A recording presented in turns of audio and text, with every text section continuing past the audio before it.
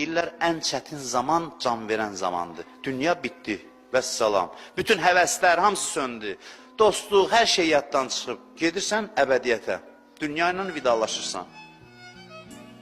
Dünya ilə vidalaşırsan, görürsən ki, heç kəsin əlindən bir şey gəlmir.